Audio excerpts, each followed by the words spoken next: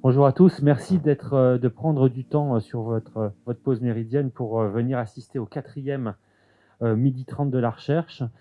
Aujourd'hui, on a choisi le thème de la pathologie vasculaire. C'est un thème qui est cher à l'hôpital Sainte-Anne au sein du GHU et puis aussi au centre de recherche IPNP.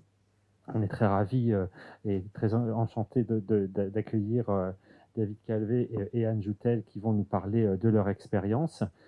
Et puis, on n'est pas dans notre lieu habituel. On a changé d'amphithéâtre parce que le grand amphi était occupé, mais je pense que c'est ponctuel et qu'on reviendra sur le lieu à l'issue de cette présentation. Donc, c'est toujours le même principe, hein, deux présentations qui sont courtes d'une dizaine de minutes, qui se veulent très didactiques, mais surtout pour susciter à la fois votre curiosité scientifique et puis pas mal de questions.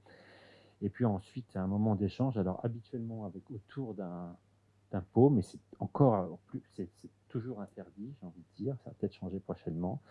Thierry? Oui, bonjour à tous, merci. Donc, la première présentation sera par David Calvé, qui est ici au GHU dans le département de neurologie. Donc, David a fait sa formation médicale à Toulouse et puis ensuite est venu à l'université Paris-Sud et puis l'université Paris-Descartes, maintenant Université Paris-Cité. C'est bien parce que quand on reste dans la même université, l'université elle-même changeant de nom, en fait, ça donne l'impression qu'on change d'université, c'est formidable. Donc, David, depuis quelques années, tu es PUPH dans le département de neurologie qui est pour l'heure dirigé par Jean-Louis Masse, qui dirige aussi l'équipe de recherche à l'IPNP. Et nous sommes très heureux de t'accueillir aujourd'hui pour nous présenter la maladie des petits vaisseaux, ou les maladies des petits vaisseaux. Bonjour à tous, merci de l'invitation et ravi de participer à ces midi 30 de la recherche et de mettre finalement la pathologie vasculaire à l'honneur. Effectivement, on a discuté un peu avec Anne Joutel et l'idée de parler des AVC, on s'est centré assez spécifiquement sur la maladie des petits vaisseaux qui nous réunissait. Et moi, mon objectif est de faire une introduction un peu large sur les AVC, arriver à la maladie des petits vaisseaux et peut-être vous donner l'hypothèse physiopathologique que l'on fait, nous, dans notre équipe de recherche, et comment on va essayer, et comment on peut essayer de répondre à cette question pour, au final, essayer d'améliorer la vie des patients qui ont cette maladie des petits vaisseaux, ou une maladie des petits vaisseaux. Alors, une diapositive que vous connaissez, pour ceux qui ont assisté déjà à des présentations sur les AVC, pas inutile de rappeler à quel point c'est grave et à quel point c'est fréquent. Vous voyez, l'incidence est très élevée, 140 000 nouveaux cas par an en France, rapporté par jour, c'est un toutes les 4 minutes. Donc le temps de cette présentation, je vous laisse calculer le nombre d'AVC qui vont survenir. Un certain nombre sont des déficits transitoires, donc une opportunité de prévention. Malgré tout, le pronostic est assez sombre. Vous voyez qu'à un an, à peu près un patient sur 3 est décédé, soit de son AVC, soit des conséquences secondaires de l'AVC. En tout cas, il va décéder dans l'année suivant l'AVC. Et parmi les survivants, un certain nombre gardent un déficit. 25%, vous voyez, vont être dépendants dans les activités de la vie quotidienne. Et puis, parmi les survivants, 45% vont être indépendants des activités de la vie quotidienne, ce qui ne veut pas dire asymptomatique. Ils vont reprendre une vie professionnelle, ils vont reprendre une vie familiale, néanmoins avec une gêne. Donc, indépendant ne veut pas forcément dire asymptomatique. Tout ça est responsable du triste palmarès des AVC.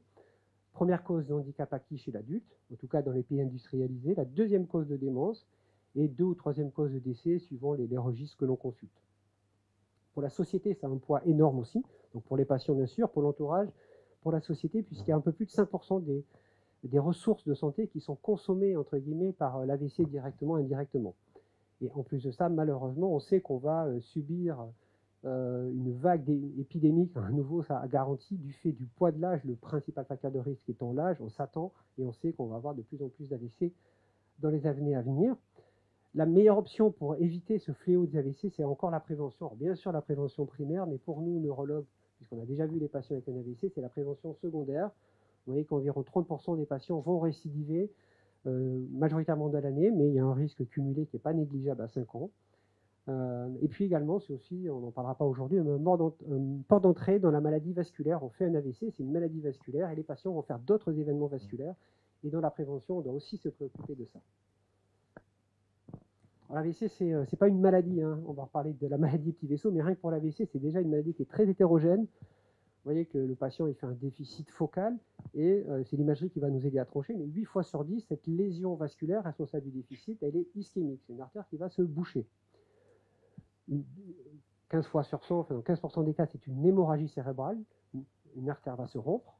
Et puis, on ne parlera pas aujourd'hui, mais il y a les hémorragies méningées qui sont plutôt le saignement autour du cerveau. C'est une symptomatologie de maladie un peu différente qu'on ne va pas aborder. Ensuite, c'est hétérogène également, même si on se concentre sur l'ischémie cérébrale, sur la source. Nous, ce qui nous préoccupe beaucoup, et très rapidement dans la prise en charge des patients, c'est d'où est parti le caillot pour éviter qu'il y en ait un nouveau qui reparte. Alors les caillots, il y a plein de causes potentielles. Un certain nombre partent du cœur, une fois sur 5 à peu près.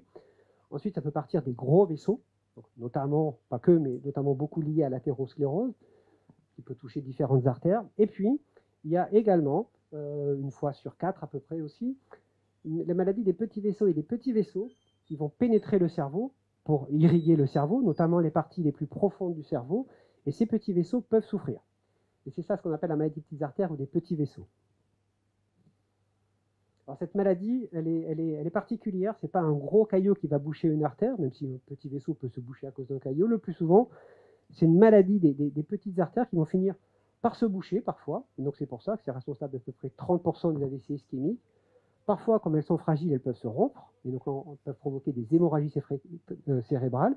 C'est très fréquent, il y a peut-être 2/3 des accidents vasculaires cérébro-hémorragiques qui sont en rapport avec une maladie des petits vaisseaux.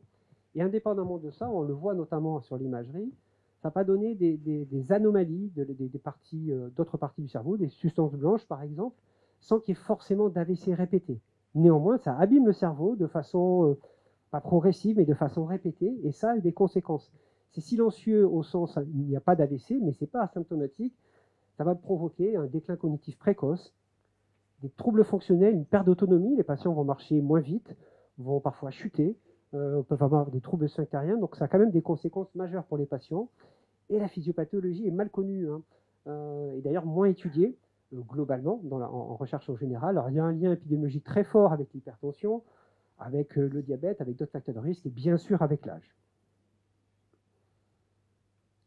Alors, là, je vais vous parler un peu de l'hypothèse que l'on fait et que l'on teste actuellement, qui est une hypothèse un peu plus... alors nous, dans l'équipe de recherche, on a une culture plutôt des gros vaisseaux, historiquement, que des petits vaisseaux. Et dans notre formation, ça nous a intéressé de regarder ce lien, ce couplage gros vaisseaux, petits vaisseaux, parce que les gros vaisseaux, ce n'est pas des tuyaux qui amènent le sang aux organes. C'est des organes eux-mêmes et ils ont plusieurs fonctions. Et notamment les gros vaisseaux, les vaisseaux élastiques, une des fonctions, ça va être de transformer un flux systolo-diastolique à la sortie du cœur. Le cœur, il s'ouvre 1/3 du temps, le reste du temps, il est fermé. Il va falloir absorber ce flux pour finalement absorber la pulsatilité du cœur pour perfuser le cerveau de façon continue. Il ne serait pas bon de perfuser le cerveau 1/3 du temps. Il a besoin d'être perfusé tout le temps. Et donc, c'est une des fonctions des gros vaisseaux. Donc, c'est emmagasiner le sang qui est sorti du cœur, absorber la pulsatilité pour transformer ce flux. Donc ça, voilà, c'est essentiellement réalisé par les gros vaisseaux élastiques, bien sûr l'aorte, la carotide, les premières branches de division de la carotide. Mais malheureusement, parfois, les vaisseaux sont rigides. Alors, ils sont rigides parce qu'on vieillit, ils sont rigides parce qu'il y a des facteurs de risque, parce que la pression artérielle est élevée, et de façon intrinsèque aussi, ils sont parfois rigides. Et donc, cette pulsatilité artérielle ne va pas être absorbée. Et donc, elle va être retransmise, pour partie, plus ou moins, aux plus petits vaisseaux, et notamment à la jonction petit vaisseau et cerveau. Et ça, c'est pas très bon. Pour s'imaginer, vous savez, quand on arrive dans une maison qui n'a pas été chauffée, qui est chauffée avec au gaz, et qu'on rebranche le gaz tout d'un coup, bah, les vaisseaux, ils sont rigides, bien sûr, ils sont froids et en plus, ils sont rigides. Et donc, cette onde de pression, quand on ouvre, elle part directement, elle n'est pas du tout absorbée. Vous savez, ça fait même sauter le petit joint qui est sur le radiateur. Donc ça, c'est une fois. Là, nous, l'hypothèse, c'est que cette pulsatilité non absorbée, si c'est pathologique, c'est 60 fois ou 70 fois par minute. Alors, évidemment, parce qu'on a eu cette discussion un peu avec Anne Joutel en introduction, c'est pas ça qui va abîmer, c'est des maladies des petits vaisseaux. Il y a bien sûr des maladies intrinsèques, mais l'hypothèse que l'on fait, c'est que de toute façon, il n'est pas bon d'aller 60 fois par minute, aller abîmer de façon répétée les petits vaisseaux et la jonction. Voilà, donc on ne va pas rentrer dans ce détail-là, mais il y a un couplage entre gros vaisseaux et petits vaisseaux, et une fois que le lit artériel des petits vaisseaux est abîmé, ou même intrinsèquement abîmé, on peut imaginer, ça a un retentissement sur les gros vaisseaux qui vont devenir eux-mêmes plus rigides, et tout ça s'aggrave, l'un et l'autre va s'aggraver. Voilà. Alors, la rigidité artérielle, ça c'est un concept, mais on peut la mesurer. Il suffit de capter l'onde de pression qui part du cœur, très près du cœur. Le plus près, ça va être au niveau de la bifurcation carotide. Et puis la capter un peu plus loin, lorsqu'elle a diffusé le long de l'aorte, par exemple, au niveau de l'artère fémorale. On a un appareil qui va nous donner le décalage de temps. Après, il suffit de mesurer la distance. On a une vitesse. Et cette vitesse, en épidémiologie, elle est très associée à plein de risques. Et en tout cas, c'est le marqueur clinique de la rigidité artérielle des gros vaisseaux. Donc ça, on peut le faire et c'est de façon assez simple aujourd'hui. Voilà. Et alors, actuellement, ce qu'on fait, c'est qu'on a une cohorte de maladies des petits vaisseaux, en tout cas de patients ayant fait un infarctus lacunaire très suspect d'être en rapport avec les maladies des petits vaisseaux. C'est la cohorte de FHU. Le FHU est coordonné par Lariboisière et Sainte-Anne. Donc, ça, c'est la cohorte du DHU. L'idée, c'est de suivre des patients pendant 5 ans, les revoir régulièrement. Tous les 6 mois, ils ont un certain nombre d'examens et de voir finalement, nous, notre hypothèse, c'est le lien entre l'évolution de la rigidité et des complications de la maladie, que ce soit le risque d'AVC, de récidive, de troubles cognitifs, de déclin fonctionnel. Également, il y a des marqueurs IRM, etc. Tout ça pour voir si les patients chez qui on ne normalise pas la rigidité, alors que ce n'est pas un objectif spécifique de l'étude, de voir si cela progresse plus vite dans la maladie que les autres. Alors, on espère montrer ce lien. Là, l'étude est en cours. Ça ne veut pas dire que parce qu'on aura montré un lien entre la rigidité et l'évolution de la maladie, que c'est la cause directe. Donc en recherche clinique, nous, on est un peu, entre guillemets, démunis pour confirmer des hypothèses. Il y a 2 choses qui sont absolument déterminantes à comprendre en recherche clinique. La première, c'est que si on veut changer le soin, si on veut que les patients changent le paradigme de soin, dire aujourd'hui le nouveau traitement c'est ça, il faut que le critère de jugement de notre étude soit un critère clinique. Alors bien sûr, c'est important, si on peut faire des critères intermédiaires, de regarder l'imagerie, de voir que les anomalies progressent moins vite, que le volume total des anomalies est plus faible. Mais ça, le patient, lui, peu lui importe. Ce qu'il veut, c'est faire moins d'AVC, marcher plus vite, avoir moins de déclin cognitif. Donc les éléments, le critère de jugement dans l'étude, il doit être absolument clinique. La deuxième chose, c'est que nous, on n'a pas 36 expériences, on n'en a qu'une, c'est l'essai clinique randomisé. Les patients sont tirés au sort, on compare un médicament B avec A, une procédure avec une autre, 2 stratégies différentes, et ça doit être tiré au sort. Et idéalement, le critère de jugement qu'on a décidé, il faut qu'il soit évalué en aveugle. Il ne faut pas que le médecin qui juge le devenir du patient soit informé de la stratégie thérapeutique, sinon ça perd tout son sens. Donc ça, c'est ce qu'on essaiera de mener en fonction des résultats de l'étude du lac. C'est un essai randomisé, très pragmatique. Dans un bras, les patients sont traités dans les règles de l'art comme c'est proposé aujourd'hui. Dans l'autre, on mesure la rigidité et on essaie de la normaliser. Et ça, on fait ça tous les 6 mois. Et on regarde au bout d'un certain nombre d'années si les patients pour lesquels on a essayé d'intervenir sur la rigidité artérielle, ils font moins d'AVC, ils évoluent mieux, ils ont moins de troubles cognitifs. Là, c'est l'hypothèse que l'on fait aujourd'hui. On verra si on peut l'amener à bien et de vous dire dans quelques années si ça a du sens de faire comme ça. Alors cette stratégie-là, elle est faite pour d'autres organes aussi. En tout cas, c'est un concept qui a du succès. Et encore une fois, je ne suis pas du tout en train de vous dire que la rigidité des gros vaisseaux explique des maladies des petits vaisseaux. Mais l'hypothèse forte, c'est que de tous les cas, ils vont contraindre plus, et surtout si les petits vaisseaux sont malades, la contrainte des petits vaisseaux malades, c'est probablement les fragiliser encore un peu plus. Voilà, je pense que j'ai à peu près tenu mon temps de parole. Merci David, c'était absolument limpide. Écoutez, c'est un vrai plaisir d'accueillir ensuite Anne Joutel en binôme de la présentation qui s'est voulue très introductive et très claire de David. Pour présenter en quelques mots Anne Joutel, c'est assez difficile déjà parce que son CV est remarquable, il y a beaucoup de choses à dire. Juste pour l'anecdote, moi j'ai commencé très tôt à faire de la neuroanapathe. Dans les premières années de mes études de médecine en 1989, on faisait que du sida à cette époque, c'était les années de plomb du sida. Et puis à cette époque-là, il y a eu une équipe à Lariboisière, je pense que vous étiez à Lariboisière, une équipe de recherche clinique de recherche et de neuropathologiste qui va décrire une maladie. Donc ça, c'est pas tout le temps dans sa vie qu'on a la chance de pouvoir décrire une maladie, qui était le cas d'asile. Et cette description du cas d'asile initial, qui est une description clinico-pathologique, vous avez décrit des patients avec une symptomathologie particulière, une clinique, des imageries spécifiques, et puis des données anatomopathologiques. Et au fur et à mesure de cette histoire, depuis, je pense, la publication dans Nature doit être en 96, je pensais 93, mais je pense que c'était bien avant qu'on commençait à en parler. Ensuite, tout au long de cette période jusqu'à nos jours, on a vu le travail remarquable fait par Anne, où toute la maladie a été disséquée, c'est-à-dire l'identification du gène, la création des modèles animaux, et puis de cette description clinico-pathologique, d'arriver à vraiment une approche complètement physiopathologique où on comprend beaucoup plus la cause et la mise en œuvre de cette maladie. Donc merci beaucoup de nous présenter ces travaux. Merci beaucoup pour l'invitation. Et donc, au cours de ces 10 minutes, là, je vais essayer de faire aussi concis et didactique que David. Ce que je voudrais vous donner, c'est une vision qui est un peu plus centrée sur le cerveau des maladies des petits vaisseaux. Et donc, dans l'équipe, en fait, que je dirige à l'Institut, on s'intéresse en fait aux mécanismes physiopathogéniques, c'est-à-dire des relations de cause à effet. Et pourquoi ces lésions, d'abord, quel est le mécanisme de ces lésions de ces petits vaisseaux, et pourquoi ces lésions au niveau de ces petits vaisseaux donnent ces lésions qu'on voit dans le parenchyme, à savoir la triade, c'est des infarctus cérébraux dans les régions profondes du cerveau, des lésions de la substance blanche associées à des micro ou des macro-saignements. Alors, juste pour vous remettre, le point sur lequel je voudrais insister dans les maladies des petits vaisseaux, c'est que ce sont des maladies chroniques. C'est des maladies de toute une vie. Il peut y avoir une présentation ischémique, donc des petits trous, ou bien hémorragique, ces hémorragies. Ensuite, comme l'a très bien expliqué en fait David, l'hypertension, dont on la voit comme un facteur de risque, c'est-à-dire un facteur qui va aggraver les symptômes. Mais beaucoup d'experts remettent un petit peu en question finalement cette relation de cause à effet entre l'hypertension et puis ces maladies des petits vaisseaux, à savoir que l'hypertension finalement est tellement fréquente passé 60 ans que si en fait tous les hypertendus développaient une maladie des petits vaisseaux, ce serait une pandémie, ce qui n'est heureusement pas le cas.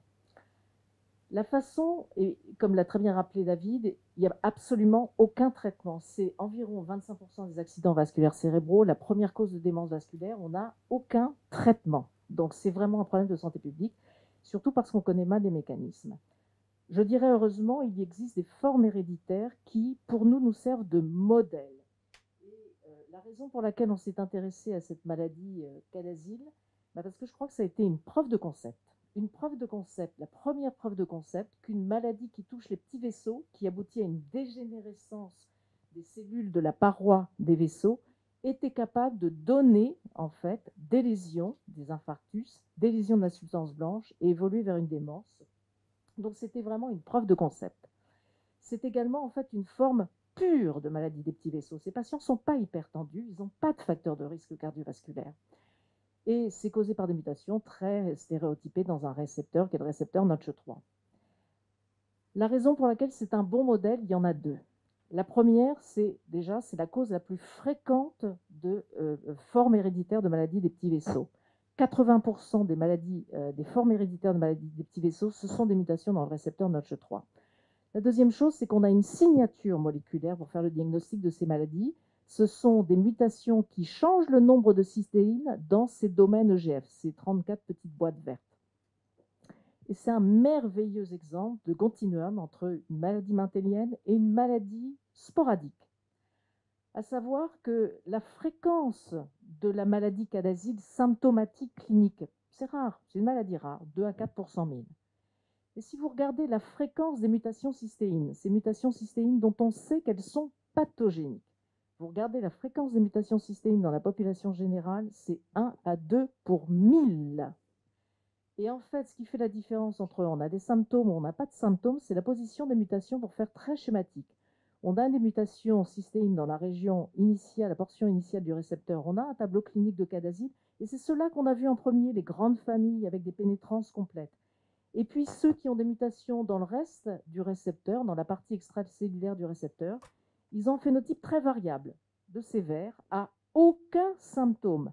Mais fait intéressant, quand on a une mutation cystéine dans cette région-là et qu'on n'a aucun symptôme quand on a 40 ans, en fait, on a un risque accru d'AVC et de lésion de la substance blanche. Donc un fantastique exemple de continuum entre maladie mendélienne et maladie multifactorielle. Donc, deuxième chose qu'on a appris en suivant, puisqu'on a un marqueur moléculaire qui nous permet de repérer les patients porteurs d'une mutation avant qu'ils développent la maladie. C'est une maladie de toute une vie, en fait, qui progresse sur une quarantaine, cinquantaine d'années. Les patients commencent à développer des AVC autour de 40, 45 ans, 50 ans. Ils commencent à avoir des petits troubles des fonctions exécutives aux alentours de 40 ans, mais de 0 à 40 ans, finalement, ils vont très bien. Le premier signe avant-coureur, ce sont les hypersignaux de la substance blanche. Tous les patients ont des hypersignaux de la substance blanche qui, pendant très longtemps, en fait, restent asymptomatiques. Et l'entrée dans cette maladie des petits vaisseaux, en fait, c'est l'AVC, mais un autre gros symptôme d'entrée dans la maladie des petits vaisseaux, ce sont les troubles, en fait, cognitifs et ces anomalies, ces troubles des fonctions exécutives. Alors, un petit point, j'ai essayé de dégager quelques éléments saillants, et c'est un peu difficile en 10 minutes, mais c'est un exercice mais, intéressant à faire, d'essayer de dégager les éléments saillants dans les maladies des petits vaisseaux, ce qu'on a appris et ce qu'on ne sait pas depuis une vingtaine d'années. Ces hypersignaux de la substance blanche, en fait, ce qui est très très mal connu, c'est qu'on a l'impression que c'est quelque chose d'uniforme, c'est-à-dire on a des lésions de la substance blanche, une démyélinisation. En fait, non, c'est beaucoup plus complexe. Quand on regarde sur des échantillons post-mortem, on a alors souvent les fibres en nu qui en fait sont préservées. C'est assez caractéristique des maladies des petits vaisseaux. Deuxième caractéristique, c'est que la substance blanche du cervelet est assez bien préservée. On a des lésions pures, c'est-à-dire des lésions de démyélinisation. On voit des lacunes, qu'on voit en IRM, des grandes, des petites lacunes, hein, mais on voit aussi des choses qu'on ne détecte pas à l'IRM, en IRM conventionnel, parce que la taille est beaucoup trop petite pour le détecter en IRM. Ce sont des lésions de la substance blanche autour de micro-infarctus qui font environ une centaine de microns. Et quand on regarde des pièces autopsiques de patients cas d'asile, la substance blanche est truffée de micro-infarctus ou de lésions de la substance blanche autour de ce qu'on appelle des espaces périvasculaires. Ça, on ne le détecte pas en fait en IRM. Et quand on regarde la substance blanche de ces patients, c'est truffé en fait de micro-infarctus. Maintenant, l'avantage, nous, qu'on a en physiopathe, c'est qu'on a des modèles animaux qui nous permettent de regarder ce qui se passe au tout début. Et ce qu'on a regardé en fait dans des modèles de souris cas d'asile, on voit qu'en fait, on a une atteinte qui touche d'abord la gaine de myéline. L'axone est encore normal, et la gaine de myéline, ça c'est une gaine de myéline normale, et la gaine de myéline, elle est anormale, elle est débobinée, décompactée, et on a même formation de petites vésicules. Donc ça commence, pour ces lésions de la substance blanche pure, ça commence au niveau de la myéline, et l'atteinte de l'axone est secondaire. Alors qui dit maladie des petits vaisseaux dit toucher les vaisseaux. Sur les études post-mortem, on voit des vaisseaux, des petits vaisseaux à l'intérieur du cerveau où il n'y a quasiment plus de cellules musculaires lisses, ces cellules de la paroi des vaisseaux. Chez nos souris cas d'asile, c'est une question qui n'est absolument pas triviale d'arriver à détecter ces anomalies. Parce qu'en fait, ces anomalies, ces lésions des petits vaisseaux, elles sont focales, segmentaires. Hein, et quand on regarde des coupes paraffines, il faudrait screener des milliers de coupes paraffines pour arriver à voir, en fait, au niveau d'un tube, l'endroit où les cellules manquent. Donc, on a utilisé une autre stratégie, on voit mal sur ces images-là, où on arrive à voir ces défauts segmentaires, où il manque des cellules musculaires lisses, où on voit que l'aspect est un petit peu mité.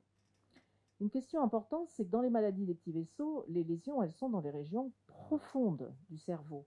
Est-ce qu'on a des lésions dans les régions profondes du cerveau parce qu'on a une atteinte sélectivement dans les vaisseaux des régions profondes? Eh bien, nos modèles animaux nous permettent de répondre à la question non. On a des lésions diffuses, aussi bien des artères méningées, des artères corticales et des artères profondes. Alors, les maladies des petits vaisseaux, ce sont des maladies complexes. Complexes parce que si on représente schématiquement l'unité neurovasculaire, c'est-à-dire le vaisseau entouré en fait du parenchyme, et la première chose en contact, ce sont les pieds astrocytaires. Globalement, dans ces maladies des petits vaisseaux, tous les types de cellules peuvent être affectées. Les cellules endothéliales qui bordent la lumière, les cellules musculaires lisses, les macrophages périvasculaires, ces nouvelles cellules, les fibroblastes périvasculaires, tout ça peut être altéré. Et tout ça peut aboutir soit à une réduction du débit de base, une hypoperfusion, ou des modifications, des difficultés à adapter le débit sanguin cérébral quand on augmente l'activité neuronale, ou lorsqu'on a des baisses, par exemple, de pression artérielle. des microthrombus, une rupture de la barrière hémato-encéphalique, des nouvelles hypothèses, c'est-à-dire un défaut d'élimination des déchets. Vous avez certainement entendu parler du lymphatique, qui est un système en fait de circulation en fait du liquide céphalorachidien autour des artères, qui se confond avec le liquide interstitiel et ensuite revenir pour éliminer les déchets, ou un défaut de support trophique. Quand on analyse nos modèles souris cadazile ou des tissus de patients cadazile, ce qu'on essaye de faire dans l'équipe, et c'est de par ma formation de neurologue, c'est à chaque fois de voir la relevance en fait souris, patient, et de faire ces allers-retours. Quand on analyse nos souris, on observe en fait qu'on a... Alors d'abord, quand on analyse des tissus de patients post-mortem, nous n'avons jamais vu de microthrombie et on les a cherchés, jamais. Donc est-ce que dans ces maladies des petits vaisseaux, c'est un problème de thrombus? Je ne suis pas sûre. Alors c'est pas parce qu'on ne les voit pas qu'il n'y en a pas, mais je ne suis pas sûre que ce soit un problème de thrombus. Dans nos souris, on voit effectivement cette perte des cellules musculaires 10. On voit une autre chose dont je vais reparler très brièvement dans la diapositive suivante, des changements de la matrice extracellulaire, et vous allez voir que ça joue un rôle, et c'est probablement un dénominateur commun de toutes les maladies des petits vaisseaux. On voit chez nos souris une hypoperfusion, on voit des défauts d'adaptation du débit sanguin cérébral, et on voit une anomalie du lymphatique. Alors, les changements de la matrice extracellulaire, ce cartoon, en fait, est pour vous illustrer, on a essayé de décortiquer, en fait, quels étaient les mécanismes qui conduisaient des mutations de ce récepteur à une dysfonction des vaisseaux. Et on a abouti finalement à la découverte que dans ce récepteur, il y a une accumulation normale de la partie extracellulaire de récepteur qui induisait des changements profonds au niveau de la matrice extracellulaire. Et cette matrice, en fait, c'est l'élément qui est à une position stratégique, puisque c'est entre la cellule endothéliale, la cellule musculaire lisse, entre la cellule musculaire lisse et le pied astrocytaire. On a découvert qu'il y avait des modifications en particulier de cet inhibiteur de métalloprotéase, la protéine TIM3, qui en fait dérégule toute une voie de signalisation qui contrôle des canaux potassiques, qui s'appellent des canaux potassiques voltage dépendants dans la cellule musculaire lisse, et des canaux potassiques dans la cellule endothéliale, qui sont des canaux donc rectificateurs. Et cette dysfonction cérébrovasculaire est directement expliquée par cette présence en quantité anormale de la protéine de la matrice extracellulaire. Pourquoi on met la matrice extracellulaire finalement au devant comme potentiel dénominateur commun dans les maladies des petits vaisseaux? C'est quand on regarde les formes génétiques et quand des gènes qui ont été identifiés. Ce sont tous des gènes de la matrice extracellulaire. Alors maintenant, qu'est-ce qu'on ne sait pas? Quelles sont les grandes questions, à mon avis, qu'il faut résoudre dans les années à venir? C'est quoi la cible cellulaire principale dans les maladies des petits vaisseaux? Il y a énormément de littérature sur la dysfonction endothéliale. Je ne pense pas que la cible primaire soit la cellule endothéliale, mais plutôt la cellule de la paroi des vaisseaux et la cellule musculaire lisse. La deuxième grande question, autant on a très bien compris, on comprend très bien tout ce que ça peut conduire d'anomalies, la question pour moi, qui est une question centrale, c'est la relation de causalité. Qu'est-ce qui fait que quand on a une dysfonction de cette unité neurovasculaire, on fait des infarctus? Énormément de papiers sur l'hyperémie fonctionnelle. Mais est-ce qu'une anomalie de l'hyperémie fonctionnelle est la cause d'un infarctus? Il y a énormément de littérature sur la barrière hémato-encéphalique. Est-ce que c'est ça qui cause les infarctus? Je ne crois pas. Troisième question, c'est pourquoi est-ce que dans ces maladies, on a une atteinte prédominante dans les régions profondes du cerveau? Les infarctus sont dans les régions profondes du cerveau. Et qu'est-ce qui fait que certains patients, alors qu'ils ont tous en fait, quand on regarde, une perte des cellules musculaires lisses dans la paroi des vaisseaux, pourquoi certains ont une présentation ischémique, pourquoi d'autres ont une présentation hémorragique? Alors on a peut-être la clé pour cette dernière question, et la clé c'est venue de l'exploration d'un modèle souris de forme hémorragique de maladie des petits vaisseaux. Alors c'est le modèle rêvé, c'est-à-dire que ce sont, donc le collagène de type 4, c'est un constituant majeur de ces membranes basales, et les patients ont des mutations dans la chaîne du col 4A1 ou col 4A2. Et ces patients-là développent des hémorragies cérébrales profondes, comme on verrait chez l'hypertendu. Ça pourrait être une IRM classique d'un patient hypertendu. Donc c'est un patient qui a une mutation col 4. Et on a en fait des excellents modèles souris qui récapitulent exactement la même maladie qu'humaine, c'est-à-dire avec la pénétrance incomplète, l'expressivité variable, des microsaignements, des microblitz. Donc on a cet outil.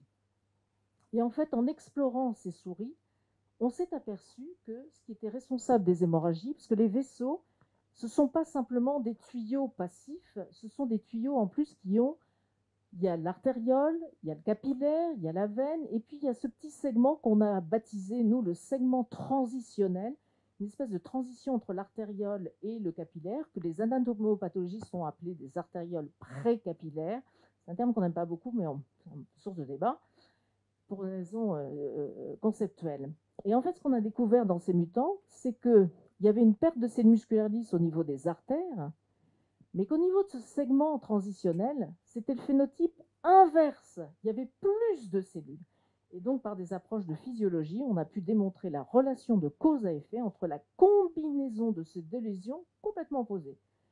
Une augmentation du nombre de cellules dans cette région-là, une perte de cellules dans l'artériole et démontrer la relation de causalité avec l'hémorragie. Et ça, c'est vrai pour les mutants col4 souris, mais on est retourné en fait à des pièces autopsiques de patients qui avaient des hémorragies cérébrales profondes et on voit exactement la même chose. Et quand on relit pour les anapathes, quand on relit des vieux papiers de Binswanger, eh bien en fait, les anapathes s'étonnent de voir en fait sur la même section des artérioles avec plus de cellules musculaires lisses et puis des toutes petites artérioles précapillaires dans lesquelles il y a le phénotype inverse. Eh bien en fait, on pense que c'est ça effectivement qui est responsable de l'hémorragie.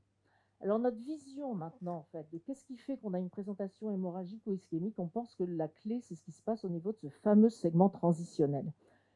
Si on a une perte des cellules musculaires lisses dans l'artère et cette hypermuscularisation du segment transitionnel, pour essayer de comprendre schématiquement, vous avez dans votre jardin, vous avez un tuyau, il y a un trou dans le tuyau. En fait, si un tout petit trou, si vous laissez le tuyau comme ça va faire un petit jet. Si vous mettez votre pied sur en aval du trou, en fait, vous augmentez la pression et là, vous allez avoir un geyser.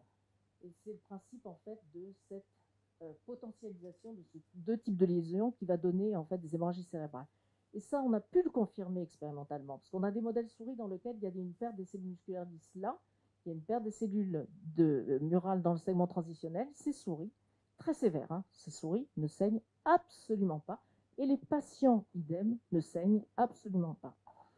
Et on pense qu'en fait, quand on a la combinaison là de la perte ici, de la perte là, c'est un problème de perfusion, de pression de perfusion dans les régions distales et qui donne ce phénotype ischémique. Première question pour toi, très liée à l'actualité récente, enfin récente, des 2 dernières années. Est-ce que c'est trop tôt ou est-ce qu'on peut déjà établir des liens AVC, infection, Covid? Ce qu'on a vu, c'est quand même des troubles de la coagulation avec l'infection virale. Et donc là, clairement, ça va déstabiliser toutes les maladies, y compris les maladies artérielles des gros vaisseaux. Donc ça, effectivement, les patients Covid, pendant leur Covid ou juste après, ont fait plus d'AVC. Voilà, donc c'est... À distance, c'est un peu juste. En tout cas, c'est des liens. Finalement, ça va décompenser des choses extrêmement fréquentes. Ça va, là aussi, pareil, fragiliser. Il n'y a pas l'anticorps du Covid qui va... voilà. Mais par contre, oui, ça va fragiliser le patient. Celui qui a de l'athérosclérose va rendre ses plaques vulnérables et donc les patients vont faire plus d'AVC. Après, sur le très long cours, on va voir ce que ça donne. Il y a quand même un invariant dans la microcirculation générale. Hein, on a toujours le même couple. Alors, la suie endothéliale, la lame basale, le péricycle, la cellule musculaire lisse. Est-ce que pour vous, il y a une vraie spécificité de la vascularisation du système nerveux central? Parce que vous parlez de pathologies qui sont spécifiques du système nerveux central. Et si oui, je pense que la réponse est oui, comment on l'explique?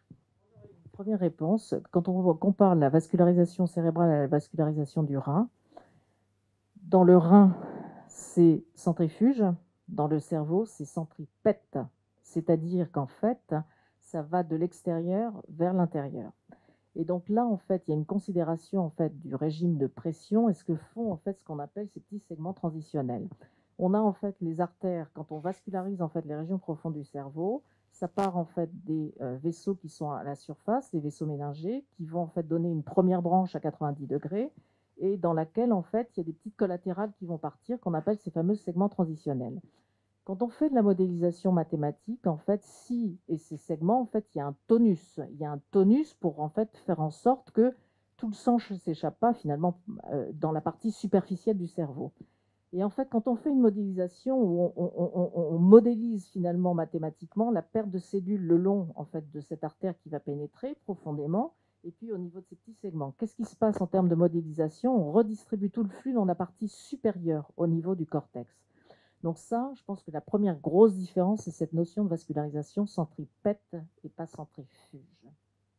Ensuite, il y a le fait que le cerveau ne tolère absolument pas du tout des changements en fait, de variation de pression artérielle. Notre pression artérielle, elle fait ça. Et en fait, on a un système d'autorégulation du débit sanguin. Peut-être que dans le rein, finalement, ça ne va pas se manifester, mais dans le cerveau, quand on a des ruptures en fait, d'autorégulation, je pense que ça peut avoir des effets très dévastateurs. Et ce que je dirais dans les maladies des petits vaisseaux, c'est que dans les maladies des petits vaisseaux, on voit des patients en fait, qui s'aggravent et qui font des accidents dans des situations d'hypotension. Et notamment des patients, et on a quelques exemples de patients cadazines qui sont passés en réanimation, qui ont fait des épisodes documentés d'hypotension et qui, là, ont majoré leur tableau clinique. Donc, on a le sentiment qu'il y a vraiment un lien, en fait, avec la pression artérielle. Et dans ces maladies des petits vaisseaux, il faut prendre en compte pas seulement l'organe, les vaisseaux, mais il faut prendre en compte, en fait, le niveau de pression artérielle. Et c'est là où ça rejoint, en fait, que c'est une maladie complexe où il y a l'organe, mais il y a, en fait, aussi ce qui est en amont, c'est-à-dire la pression. Ouais, juste un mot sur le rein, parce que moi, ça m'intéresse le rein beaucoup, parce que le lien avec la rigidité est majeur. Donc, j'aurai plutôt les points communs, finalement. Et ce qui est intéressant, malheureux, mais les insuffisants rénaux, ils ont un pronostic vasculaire catastrophique. Ce sont les plus graves. Quand quelqu'un rentre en dialyse, son pronostic est terrible. Et donc, finalement, c'est même des études de mortalité qu'on peut faire. Et ce qui a été très bien montré, c'est les premiers organes sur lesquels ça a été montré, c'est qu'il y a 3 catégories de patients. Il y a ceux qu'on traite pour l'hypertension à qui on normalise la pression artérielle. Il y a ceux, chez qui on ne peut pas y arriver. Il y a ceux chez qui on normalise la pression artérielle, mais on ne normalise pas la rigidité. Et il y a enfin ceux à qui on normalise la rigidité, la pression et la rigidité. Et finalement, les courbes de mortalité sont distinctes les unes des autres. Donc il faut normaliser la pression artérielle, mais si la rigidité reste élevée, le patient il va mourir plus que celui à qui on aura normalisé pression et rigidité. Donc il y a quand même des points qui sont intéressants, en tout cas en épidémiologie très très fort, et surtout on a des réponses plus rapides parce que malheureusement le pronostic vasculaire est quand même très sombre pour ces patients. Alors, sur le poumon, il y a le problème de cette double circulation. Dans le poumon, il y a la circulation qui est la circulation systémique et la circulation pulmonaire. On a des modèles de souris, ce que je n'ai pas dit pour la maladie Kayazil, ce qui était la preuve de concept que c'était une maladie des petits vaisseaux, le récepteur, il est exprimé que dans le vaisseau. Et il est exprimé que dans les cellules murales. Et quand on regarde, ce qui est intéressant, c'est de regarder la conséquence de l'absence du récepteur Notch3. Le récepteur Notch3, c'est un récepteur, mais qui est fondamental, en fait, pour le fait que ces cellules musculaires se différencient, maturent. Et quand on regarde, ce qui est intéressant, c'est quand on regarde, en fait, les différents organes dans ces souris Notch3-KO, en fait, on voit que le cerveau est atteint, on voit que le poumon est atteint, mais la circulation systémique. On voit que le cœur est atteint, mais en fait, le rein n'est pas atteint. On n'a pas d'atteinte des artères rénales. Et il y a une différence entre les artères rénales et les artères cérébrales. Par exemple, dans les artères cérébrales, il n'y a pas de limitante élastique externe. Dans le rein, il y a des limitantes élastiques externes. Donc, il y a des spécificités, des particularités quand même entre les différents types de vaisseaux. Et puis, ce qu'il faut dire aussi, c'est qu'il y a un certain nombre de maladies des petits vaisseaux dans lesquelles il y a des manifestations qui sont extra-neurologiques. Quels sont les agents pharmacologiques que tu comptes utiliser pour modifier la rigidité?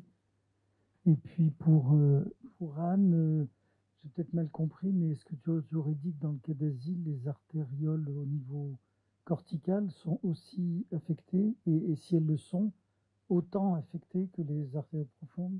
Là aussi, il y a de la recherche sur les médicaments qui pourraient, entre guillemets, assouplir les vaisseaux. Tout ce qui a été entrepris aujourd'hui n'est pas utilisable en clinique courante.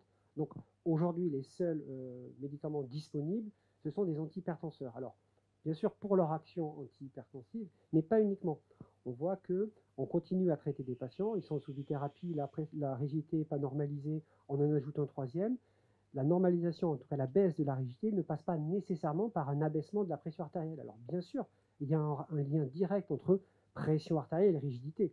Et d'ailleurs, il faut, dans toutes les études, mettre la pression artérielle dans le modèle pour s'affranchir de ça. Néanmoins, ça passe aussi par la baisse de la rigidité par des antihypertenseurs aujourd'hui. Finalement, c'est notamment les calciques ou les IEC fonctionnent assez bien. Mais c'est vrai que dès lors qu'on aura un médicament plus spécifique qui ne passe pas par la baisse de pression, on sera ravi de pouvoir l'utiliser, ça c'est sûr. Alors, pour répondre à la question, oui, en fait, quand on regarde bien, le problème, c'est que pour avoir une vision en 3D, en fait, les coupes paraffines, c'est très mauvais. C'est très mauvais parce qu'en fait, on n'arrive pas à voir le trajet du vaisseau. Mais quand on regarde vraiment, vraiment bien, en fait, quand on revient aux coupes paraffines des patients, par exemple des patients cadazile, il y a des pertes de cellules musculaires dans les vaisseaux leptoméningés qui sont phénoménales. Dans les corticales, on ne les voit pas bien, en fait. On ne les voit pas bien parce qu'en fait, on les voit sous forme uniquement de tronçons. Nous, en fait, ça nous a pris 2 ans pour arriver à voir les lésions des cellules musculaires lisses, en fait, dans nos souris cadaziliques. D'abord parce qu'on a changé de fond génétique, mais c'est aussi, en fait, pour trouver la bonne méthode. Parce que le problème, c'est qu'on a des lésions, vraiment ce qui est caractéristique, c'est qu'elles sont focales et segmentaires. Alors, soit effectivement, il y a des vieilles publications des Japonais où en fait, ils ont débité en fait sur un hémisphère, ils ont fait des milliers de sections, ils les ont regardées ensuite une par une. Alors que là, en fait, nous, on a une méthode qui nous permet de faire une analyse presque en 3D, de voir le vaisseau sur la totalité de la longueur. Et c'est là où on voit les vaisseaux. Et puis, on a utilisé notre petite astuce. L'autre petite astuce, nous, maintenant, ce qu'on aime bien, c'est la rétine. La rétine, quand on regarde en fait la rétine de nos modèles animaux qui ont des maladies des petits vaisseaux, en fait, on voit exactement les mêmes lésions, mais la rétine, elle a un énorme avantage. C'est qu'en fait, la rétine, à plat, on voit tout le réseau vasculaire. Donc, on les voit et on voit la totalité du segment vasculaire en un seul plan, ce qui permet en plus de faire des quantifications qui sont vraiment robustes. Et on a une bonne corrélation entre ce qu'on voit dans la rétine et ce qu'on voit en fait dans les vaisseaux cérébraux. Alors, on dit, en fait, je pense qu'en 2022, on ne peut plus dire qu'en fait, les maladies des petits vaisseaux, c'est une atteinte sous-corticale. Parce qu'en fait, quand on regarde, on voit maintenant, on se rend compte qu'il y a des micro-infarctus, en fait, dans les régions corticales. Là, il y a une atrophie cérébrale et c'est sûr que les lésions, elles prédominent en sous-corticale, mais il y a des lésions, on se rend bien compte maintenant qu'il y a aussi des lésions corticales, en fait. Quel penses-tu est le lien entre les maladies de petits vaisseaux et ce que tu vois comme défaut au niveau des vaisseaux et cette démyélinisation, enfin démyélinisation, cette défaut de myéline dans certaines lésions? C'est basé sur les travaux de Mika Simons qui montrent qu'en fait, cette polymérisation des feuillets de myéline, en fait, la polymérisation de la MBP qui est importante pour ces feuillets de myéline, elle est très énergivore. Et en fait, on peut concevoir l'idée quand même qu'on a, c'est que c'est un problème d'hypoperfusion et de déficit énergétique, et qu'en fait c'est un lien en fait avec une anomalie en fait énergétique et de défaut finalement de métabolisme énergétique pour maintenir cette polymérisation en fait des feuillets de myéline. C'est quelque chose qui est très progressif dans le temps. Alors nous, au stade où on les analyse, en fait, dans nos souris, on n'a absolument pas du tout de mort des oligodendrocytes. À ce stade-là, c'est-à-dire un stade très, très, très, très initial. Très initial.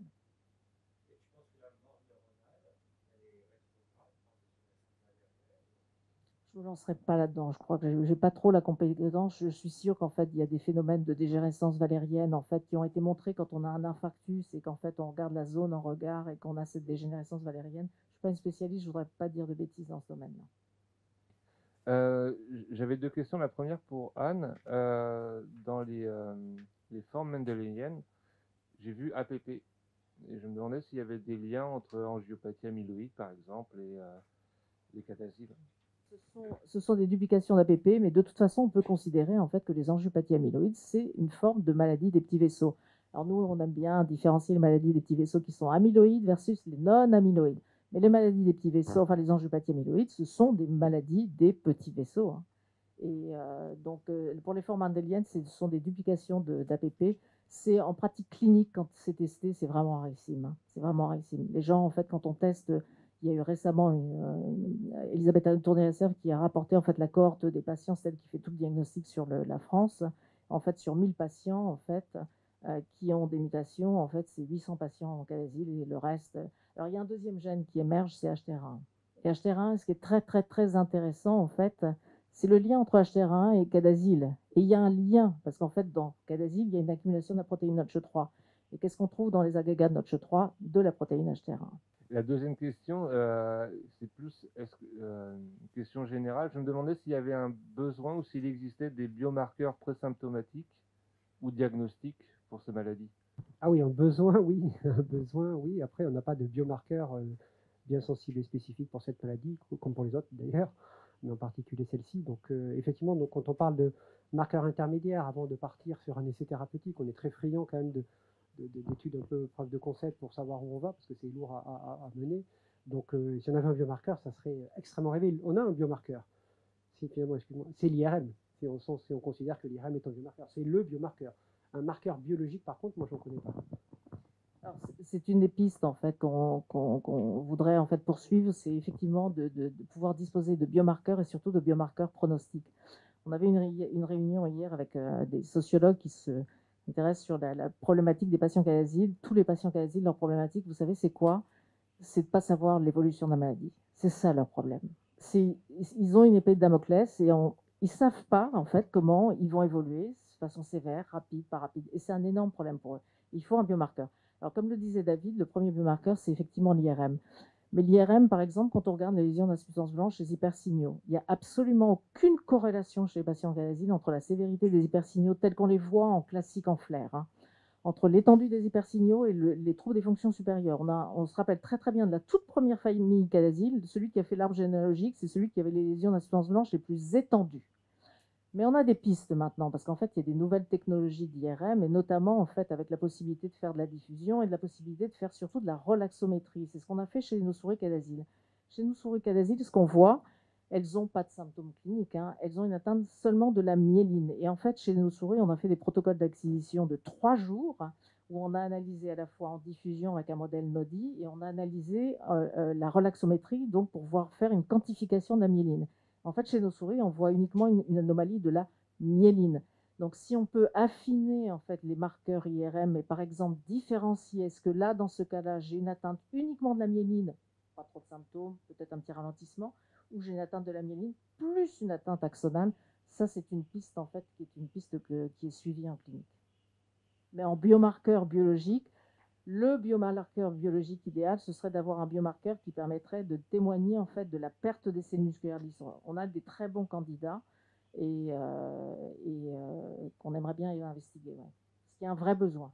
Une question pour Anne Joutel concernant les caractéristiques des troubles de l'humeur dans le cas d'asile, vous les évoquez dans la diapo. On est plutôt sur des syndromes anxio-dépressifs ou des troubles de l'humeur avec d'autres particularités? Et qui est la plus invalidante, c'est l'apathie. C'est l'apathie. C'est le problème majeur et les familles s'en plaignent. Les patients ne s'en plaignent pas. Mais les familles vraiment s'en plaignent. L'apathie, c'est un problème majeur. L'apathie, et puis sinon, c'est plutôt des symptômes de type dépressif, hein, quand même. Des dépressions très sévères et résistantes. Mais c'est d'abord et avant tout l'apathie. Merci à tous et rendez-vous mardi 24 mai. Notez-le dans vos agendas pour la prochaine session, normalement dans le grand amphi. Merci à tous.